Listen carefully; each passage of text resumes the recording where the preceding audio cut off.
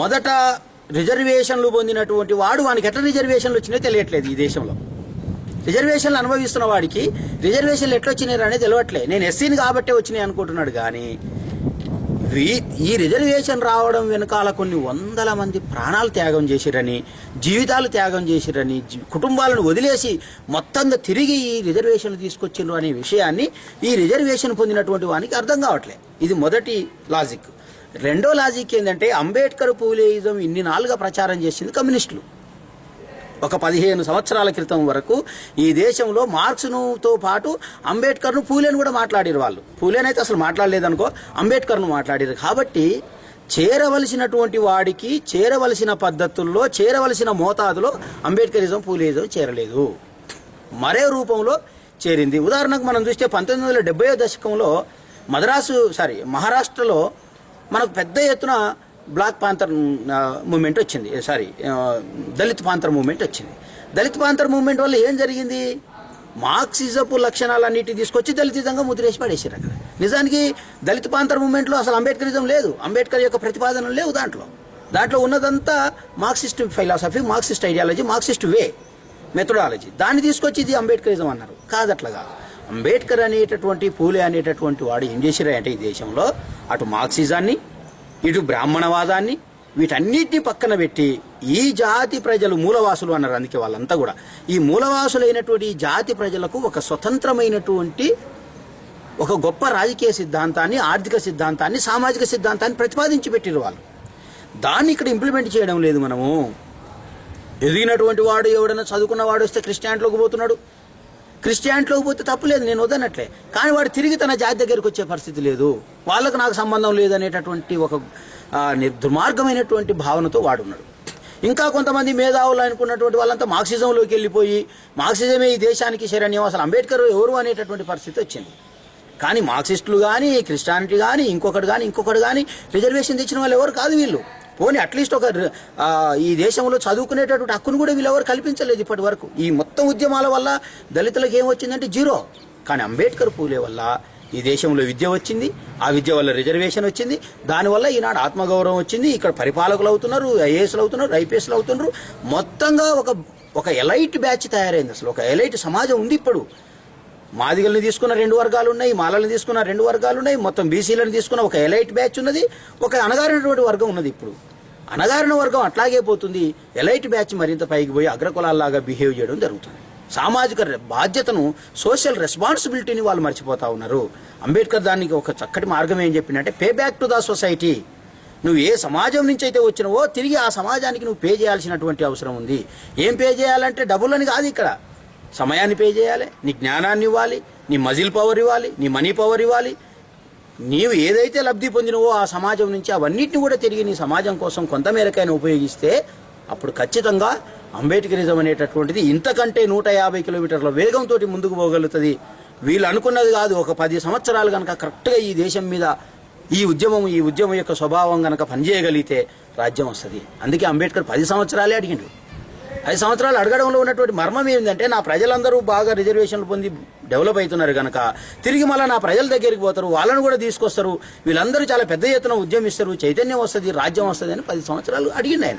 అంటే అడగడంలో ఉద్దేశం వేరే, దాని రెన్యువల్ తర్వాత అదంతా వేరే సంగతి. కానీ ఆయన కోరుకున్నటువంటిది ఇట్లా, అంటే ఒక దళితుణ్ణి, ఒక అడ్డరు వర్గాల్లో ఉన్నవాడిని చదివించడం వల్ల, వానికి ఉద్యోగం ఇవ్వడం వల్ల, వానికి రిజర్వేషన్ ఇవ్వడం వల్ల ఆయన ఆశించింది ఏంటంటే తిరిగి మళ్ళీ వాడి లాంటి ఇంకొకరికి తోడ్పడతాడు అని.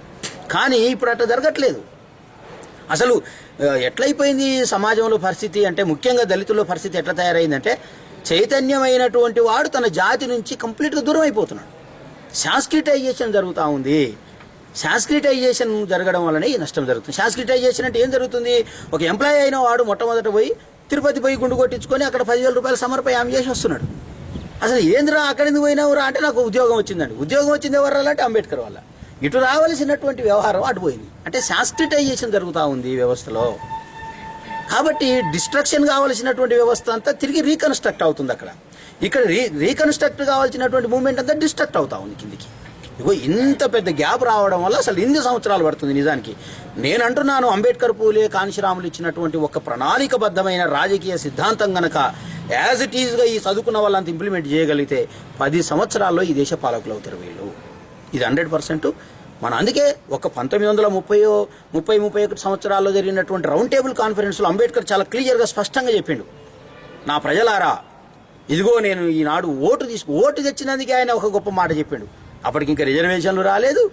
ఒక ఓటు సంపాదించి దాన్ని సక్సెస్ చేసుకుని బయటకు వచ్చి ఒక స్టేట్మెంట్ ఇచ్చాడు, నేను ఓటు తీసుకొచ్చిన ఈరోజు మీ గోడల మీద రాసుకోండి, ఎప్పటికైనా మీరు పాలకులే, ఇప్పుడు పాలితులుగా ఉన్నారు, రేపు పాలకులు కాబోతున్నారు అని. ఎందుకన్నాడు ఆ మాట అంటే, ఓటు అనేటటువంటిది అప్పుడు మనకు లేదు. అసలు ఓటేసే మన ప్రజలకు కూడా ఓటు అంబేద్కర్ ఇచ్చిందని అనుకోవట్లేదు. ఇప్పుడు ఓటు ఎవరి వలనో వచ్చింది అనుకుంటున్నారు. కానీ ఓటు అనేటటువంటి విలువను కూడా తెలుసుకోగలిగినటువంటి పరిస్థితుల్లో మనల్ని ఈ అగ్రకులాలు, ఈ సాంస్క్రిటైజేషను, లేకపోతే ఈ గ్లోబలైజేషను, ఇప్పుడున్నటువంటి ఇప్పుడు తెలంగాణ మూవ్మెంట్లో ఉన్నటువంటిది అంతా కూడా నిజానికి అప్పర్ కాస్ట్ డామినెన్స్ నడుస్తుంది. దీనంటే తప్పు అంటాడు, లేదు దీనంటే వ్యతిరేకించేటటువంటి వాళ్ళు మన వాళ్ళే తయారయ్యారు. అన్డెమోక్రటికల్ వేలో మూవ్మెంట్ అంతా నడిచింది, దాన్ని ఎవడు ప్రశ్నించే పరిస్థితి లేదు ఇవాళ. కాబట్టి ఈ పరిస్థితుల పరిణామాలు ఎందుకు జరుగుతున్నాయి అంటే కారణం ఇది. బడికి పోవాల్సినటువంటి వాడిని మా ఓన్ ఒక సందర్భంలో అడిగారు, ఏమంటే ఇంత పెద్ద మూవ్మెంట్ చేస్తూ ఉన్నారు, మరి మా విద్యార్థులుగా మా పాత్ర ఏందని విద్యార్థులందరూ ఆయన దగ్గర పోయి పెడితే ఆయన ఏమన్నాడు, మీరేం చేయదయా, బడికి వెళ్ళండి అన్నాడు. Go to your colleges, schools అన్నాడు. ఇక్కడ జరుగుతున్న మూవ్మెంట్ ఏంటంటే, మూవ్మెంట్ జరగాలంటే స్కూల్ బంద్ చేయాలంటున్నారు, మూవ్మెంట్ జరగాలంటే కాలేజీ బంద్ చేయాలంటున్నాడు, మూవ్మెంట్ జరగాలంటే ధర్నా చేయాలంటున్నాడు, మూవ్మెంట్ జరగాలంటే రోడ్డు మీదకి పోవాలంటున్నాడు. ఇది అన్డెమోక్రటికల్ వే. అందుకే ఇప్పటికి కూడా మాయావతి ఈ విషయంలో చాలా క్లియర్గా ఉంది. ఎక్కడ కూడా ధర్నాలు, రాస్తారోకలు చేయలే తెలంగాణ కోసం డెమోక్రటికల్ వేలో నేను రేపు పార్లమెంట్లో నా మద్దతు ఇస్తున్నా అని చెప్పింది. ప్రజల్ని చైతన్యం చేసి ప్రజా ఉద్యమం ద్వారా చేయవలసినటువంటి ఉద్యమాలని తాత్కాలికమైనటువంటి పరిస్థితుల్లో ఇట్లా చేస్తూ ఉన్నారు. సరే, ఇది చిన్న తరహా ఉద్యమం కాబట్టి, కొద్దిగా స్వల్పకాలికమైనటువంటి ఉద్యమం కాబట్టి ఇది నడుస్తుంది, దానికి అభ్యంతరం లేదు, దానికి వ్యతిరేకం కూడా కాదు. కానీ దళితుల ఉద్యమము, రాజ్యాధికార ఉద్యమం ఇది చాలా దీర్ఘకాలికమైంది, ఇది స్వల్పకాలికమైంది కాదు. ఎందుకు దీర్ఘకాలికమైందంటే, ఒక రాజకీయ అధికారం సరిపోదు, ఆర్థిక స్వేచ్ఛ కావాలి. ఒక ఆర్థిక స్వేచ్ఛ, రాజకీయ స్వేచ్ఛ సరిపోదు, సామాజిక స్వేచ్ఛ కావాలి. దీనికి లింక్ ఉన్నది.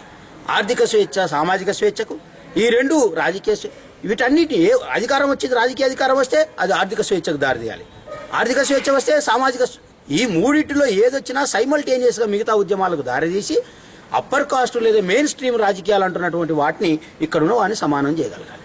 అప్పుడు ఈక్వల్ సమాజం వస్తుంది. అప్పుడే స్వేచ్ఛ, సమానత్వం, సౌభ్రాతృత్వం అనేటటువంటి పునాదుల మీద ఒక నవ సమాజం నిలబడుతుంది, ఒక నవ దేశం నిలబడుతుంది. ఒక అమెరికా లాంటి మిగతా దేశాల్లో ఉన్నటువంటి మిగతా జాతుల్లాగా నా జాతులు కూడా ఆత్మగౌరవంతో బతకగలుగుతాయి అనుకున్నాడు అంబేద్కర్. చాలా కీలకమైన ప్రశ్న కాబట్టి నేను ఇంకెక్కువ వివరణిస్తున్నా. కానీ ఇప్పుడు ఏంటున్న పరిస్థితి ఏంది, ఇక్కడ జరుగుతున్న పరిస్థితి ఏంది, అసలు దుర్మార్గమైనటువంటిది నడుస్తూ ఉంది. ఇక్కడ ఏమనుకుంటారు, ఆత్మగౌరవం అంటే ఈ అంబేద్కర్ విగ్రహాలు పెట్టడం అనుకుంటున్నారు, లేకపోతే ఆత్మగౌరవం అంటే హాస్టల్లో పోయి కాపీలు పంచడం అనుకుంటున్నారు, ఆత్మగౌరవం అంటే ఈ లేకపోతే తెల్లబట్టలు వేసుకుని అందరిలో నేను 4 ఉపన్యాసం ఇవ్వడం అనుకుంటున్నారు. ఆత్మగౌరవం అంటే అది కాదు. మిగతా మెయిన్ స్ట్రీమ్ సమాజం ఏదైతే ఆర్థికంగా, రాజకీయంగా, సామాజికంగా స్వేచ్ఛను అనుభవిస్తున్నదో అలాంటి స్వేచ్ఛను, సమానత్వాన్ని ఈ సమాజం, కింద ఉన్న సమాజం కోరుకోగలగాలి. కోరుకోవడం కాదు, అనుభవించగలగాలి. అందుకే కేవలం ఇంతటితోటే సరిపెట్టుకోలేదు అంబేద్కర్, చాలా గొప్ప దార్శనికుడు ఆయన. ఎందుకు తెలుసా, కింద మహిళలను కూడా యాడ్ చేసుకున్నాడు మళ్ళీ తీసుకొచ్చి. ఇట్లాంటిది ఒకవేళ వస్తే మళ్ళీ మగవాళ్ళే అనుభవిస్తారు కాబట్టి అది అసమానత్వ సమాజం అవుతుంది. కాబట్టి మహిళల్ని కూడా ఈ స్థాయికి తీసుకొస్తేనే అప్పుడు సమానత్వం ఏర్పడుతుంది. మొత్తం సమాజం సమానత్వం మీద ఆధారపడి ఉండాలి, స్వేచ్ఛ మీద ఆధారపడి బ్రతకాలి, సౌభ్రాతృత్వం ఉండాలి, ఈ మూడింటి మీద అని ఒక బ్యాలెన్స్డ్ సమాజాన్ని, ఒక ఆదర్శవంతమైన సమాజాన్ని నిర్మాణం చేసిండు. కానీ ఇక్కడ ఉన్న వాళ్ళు మార్క్సిజం ఆదర్శం అనుకుంటున్నారు, ఇక్కడ ఉన్నటువంటి వాళ్ళు ఇంకొకటి ఆదర్శం అనుకోని ఇంకొకటి ఆదర్శం అనుకోవడం మూలంగానే ఈ దేశంలో ఇప్పటికీ అన్యాయం జరుగుతుంది, ఈ దేశంలో ఇప్పటికీ దుర్మార్గం జరుగుతూ ఉంది. అది పోవడానికి అంబేద్కర్, పూలే వాదమే సమగ్రమైన వాదం జరగాల. నేనేమంటున్నానంటే అసమగ్రమైన వాదం జరుగుతూ ఉంది. కాంగ్రెస్లో ఉన్నోడు అంబేద్కర్, పూలే అంటాడు, రాజ్యాధికారం అంటాడు. బీజేపీలో ఉన్నోడు అంబేద్కర్, పూలే అంటాడు, రాజ్యాధికారం అంటాడు. ఇవాళ తెలంగాణలో ఉన్నోడు అంబేద్కర్, పూలే అంటాడు, రాజ్యాధికారం అంటాడు. అది ఎట్లా సాధ్యమవుతుంది? సాధ్యమే కాదు. ఎందుకు కాదంటే కాంగ్రెస్లో ఉన్నోడు కాంగ్రెస్ ఎజెండా మొయ్యాలి. ఎందుకంటే వాడు కాంగ్రెస్ వాడు కాబట్టి కాంగ్రెస్ చెప్పింది, సోనియా గాంధీ చెప్తే వాడు అది మొయ్యాలి. లేకపోతే దీనికి టికెట్ కట్ అవుతుంది. ఇక్కడ తోక కట్ చేస్తాడు వాడు. తోక కట్ చేయకుండా అంటే ఆమె ఎజెండా మొయ్యాలి. ఇంకో పార్టీలో ఉన్నోడు ఇంకోని ఎజెండా మొయ్యాలి.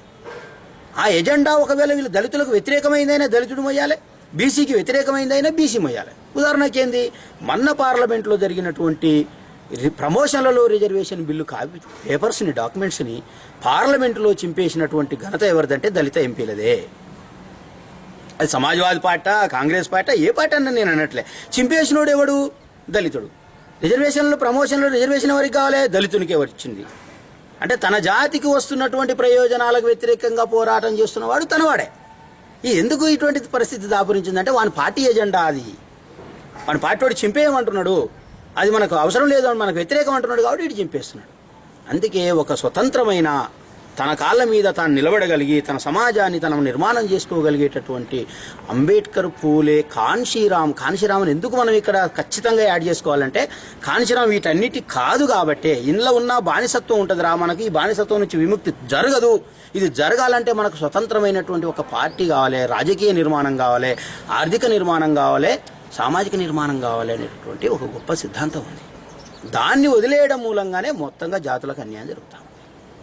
ఇంకొక ప్రామాణికమైన విషయం ఏంటంటే నీగ్రో జాతుల్లో ఒక అద్భుతమైనటువంటి ప్రణాళిక ఉంటుంది వాళ్ళ అభివృద్ధికి. ఎట్లా అంటే ఆర్థికపరమైనటువంటి అభివృద్ధికి కూడా వాళ్ళు ఒక స్కెచ్ చేసుకున్నారు, ఒక బ్లూ ప్రింట్ ఉంది వాళ్ళ దగ్గర. ఏం బ్లూ ప్రింట్ ఉందంటే, చలో అక్కడ ఒక షాప్ ఉంటుంది, అది వైట్ మెన్ షాప్, ఒకటి బ్లాక్ షాప్ ఉందనుకో. పోయేవాడు బ్లాక్ కాబట్టి వాడు ఏం చేస్తాడంటే వైట్ షాప్లో కొనడు, బ్లాక్ షాప్లోనే కొంటాడు. ఆ బ్లాకే షాపే కాదు, అక్కడ లేకపోతే ఇంకో బ్లాక్ షాప్లో అయినా కొంటాడు, కానీ వైట్ మెన్ షాప్లో కొనడు వాడు.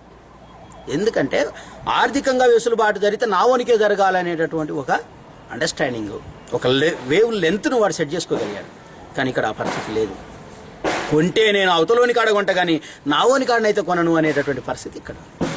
పోతే దొరకాల మీద పడతా కానీ నా తోటి కులస్తుని దగ్గర నేను ఉండలేను, వీడేంది అదనావాడు నాకు చెప్పదా అనేటటువంటి ఒక దుర్మార్గమైన పరిస్థితి ఇక్కడ క్రియేట్ అయింది. దీనికి అంతటి కారణం ప్రజల్లో అవగాహన లేకపోవడం, దీనికి అంతటి కారణం అంబేద్కర్ను చదవకపోవడం, దీనికి అంతటి కారణం అంబేద్కర్ మీద ఈ దేశంలో జరగవలసినంత ప్రచారం జరగకపోవడం, ఉండవలసినంత అవగాహన లేకపోవడమే ఇంతటి దుర్మార్గానికి కారణమైంది.